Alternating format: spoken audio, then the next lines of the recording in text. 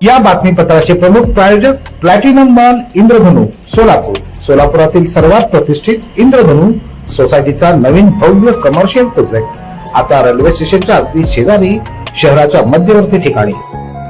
पालिका निवडणुकीसाठी उमेदवारी अर्ज दाखल करण्याचा मंगळवारी अखेरचा दिवस आहे। दरम्यान सोमवारी मोठ्या संख्येने अर्ज दाखल करण्यात आले। पक्षाने अधिकृत उमेदवारी दिलेली नसली तरी इच्छुकांनी आपले उमेदवारी अर्ज दाखल केले। काही राजकीय पक्षांनी आपल्या उमेदवारांची यादी जाहीर केली। अशा उमेदवारांनी मोठे शक्ती प्रदर्शन करत आपले उमेदवारी अर्ज दाखल केले। ढोल ताशांचा गजर, आगेवाढीच्या घोषणा, हाती फलक आणि पक्षाचे झेंडे, उमेदवारासमवेत असणारी कार्यकर्त्यांची, समर्थकांची गर्दी यामुळे डॉक्टर बाबासाहेब आंबेडकर चौक ते एप्रिल चौक या परिसराला अक्षरशः जत्रेचं स्वरूप आलेलं होतं। सकाळपासूनच उमेदवारी अर्ज दाखल करण्यासाठी उमेदवारांची लगबग पाहायला मिळाली। एकीकडे जंगी शक्ती प्रदर्शन करत उमेदवार निवडणूक कार्यालयाकडे होते, तर दुसऱ्या बाजूला नामनिर्देशन पत्र दाखल करताना आपल्या जवळील कागदपत्रांची छाननी करून घेण्यात येत होती। महिला वर्गाने देखील मोठ्या उत्साहात आपले उमेदवारी अर्ज दाखल केले। इकडे माध्यमांशी बोलताना उमेदवारांनी आपली भूमिका आणि प्रभागातील परिस्थिती, केलेली विकास कामं याविषयी मत मांडलं। त्यांचा जो विश्वास जो माझ्यावर आहे की मॅडम तुम्ही जे आमच्या जे गोरगरीब लोकांसाठी जवानांना म्हणा, तुम्ही म्हणा, त्या माध्यमातून तुम्ही आमच्यासाठी धावून यायला बघता की जनतामध्ये की आम्ही तुमच्या पाठीशी असल्यासारखे आणि जनतेचा हाच मी विश्वास जिंकायला बघते आणि आम्ही जिथे जिथे जाल त्या ठिकाणी भारतीय जनता पार्टीच्या बाजूने कौल असल्यासारखे येणार काळामध्ये 40 सीट मी माझी भारतीय जनता पार्टीची निवडणुकीने आणणार। भाजपच्या नेत्यांकडून कशा प्रकारची साथ आहे?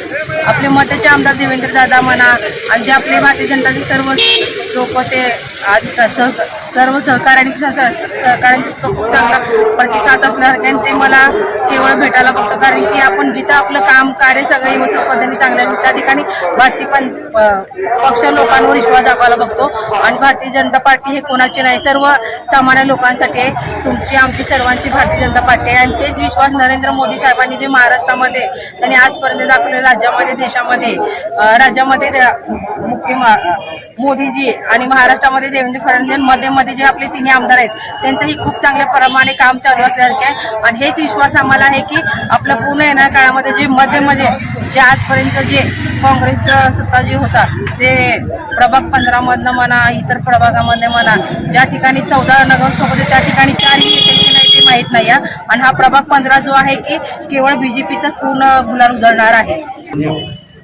गौतम मधुकर कसबे, प्रभाग क्रमांक 1 मधून भारतीय जनता पार्टीचा उमेदवारी अर्ज आज या ठिकाणी भरण्यात आलेला आहे। मातोश्री रमाई आंबेडकर नगर असेल, सम्राट चौक असेल, प्रभाकर महाराज सम्राट चौक असेल, हनुमान नगर असेल, मड्डी भवानी पेठ वस्ती असेल, शेळगीचा भाग असेल, हिप्परगा असेल, उपले वस्ती असेल, या भागामध्ये अनेक समस्या आहेत।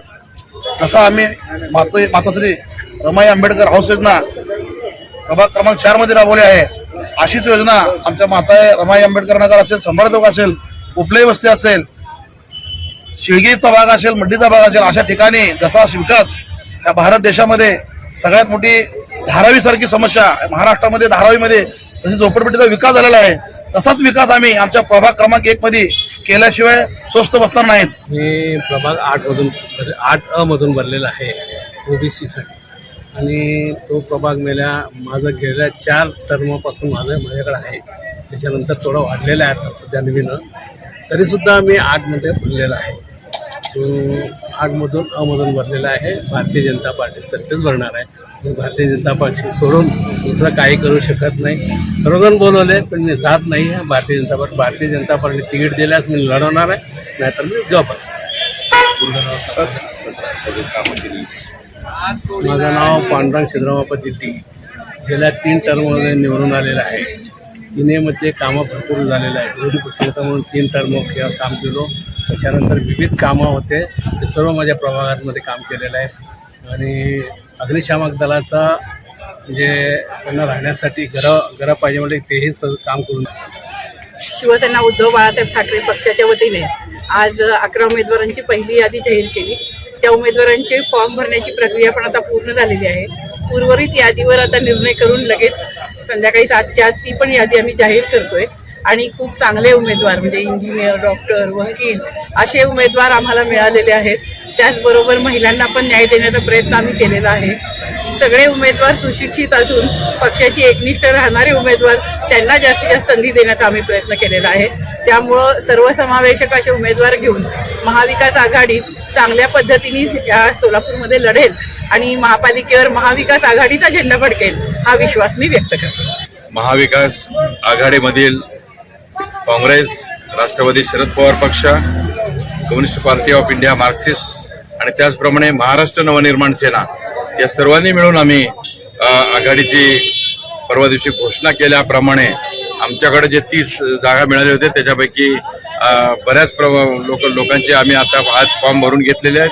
11 उमेदवारांचे फॉर्म झाले.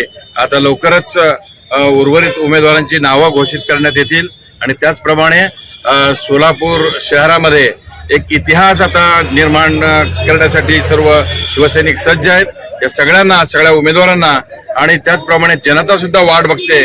कधी मी प्रतिभा सुनील मुदगल प्रभाग 13 मधून इच्छुक उमेदवार म्हणून भारतीय जनता पक्षाकडून इच्छुक उमेदवार म्हणून आज अर्ज भरलेला आहे. विद्यमान नगरसेविका होता, पुन्हा तिकीट मागणी केली, पक्ष विचार करेल का? हो, नक्कीच. कारण मी 2017 साली निवडणूक लढवले. भारतीय जनता पक्षाकडून मी अधिक पदाधिकाऱ्याने निवडून आले आणि यावेळेस देखील कार्यरत मी सतत कार्यरत असल्यामुळे मला पक्षावर हा विश्वास आहे की पक्ष माझा पुन्हा एकदा विचार करेल. उमेदवारी अर्ज दाखल करण्याचा आदला दिवस असल्यानं मोठ्या प्रमाणात उमेदवार, राजकीय पक्षाचे नेते, पदाधिकारी, कार्यकर्ते यांची गर्दी नामनिर्देशन पत्र दाखल करण्याच्या कार्यालय परिसरात होती. उमेदवारासह 5 जणांना आतमध्ये प्रवेश दिला जात होता. दरम्यान कर्मचाऱ्यांची देखील यावेळी एकच लगबग पाहायला मिळाली. बरोबर 3 वाजता नार्थगोड प्रशालेचं गेट बंद करण्यात आलं. यानंतर कोणालाही आतमध्ये प्रवेश देण्यात आला नाही. निवडणूक कार्यालय परिसरात चोख बंदोबस्त दिसून आला.